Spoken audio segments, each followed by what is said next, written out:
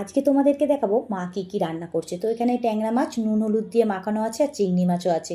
আর এই যে কড়াইতে ট্যাংরা মাছ ভাজা চলছে। মা কিন্তু হেভি, মানে মা দুর্গা যেকে বলে। এদিকে দেখো সবজি কাটছে, একদিকে মাছ ভাজছে একদিকে সবজি কাটছে, মানে সবই নিজে, মানে কোনোটাই আমাকে দিয়ে কোনো কাজ করাচ্ছে না। মানে আমি বাপের বাড়ি আসা মানে সেটা একদম মানে পুরো ফুল রেস্ট। মানে যে চাটা যে খাই আমি, সেই চায়ের কাপটাও মানে মা নিয়ে যায় বেসিনে, কিছু করতে দেয় না, জানো তো। মানে আমি বলি যে হ্যাঁ আমাকে দাও, আমি একটু কিছু করে টোরে দিই।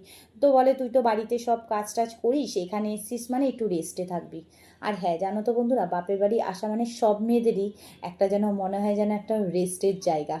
তো এখানে মা এই যে ঝোল করছে, আর এই যে চিংড়ি মাছ ভাজছে। মানে চারিদিকে কিন্তু মা খুব তাড়াতাড়ি করছে। কেন বলো তো বন্ধুরা, আমি বাড়ি চলে যাব, তার জন্য আমার জন্যই মা তাড়াতাড়ি করছে। এই যে এই ঝোলটা হচ্ছে আমার খুব প্রিয়। তো চলো রান্না শেষে পরে আসছি তোমার। কী কী রান্না হয়েছে, তো এখানে আছে ট্যাংরা মাছ বড়ি দিয়ে আলু দিয়ে ঝোল করেছে।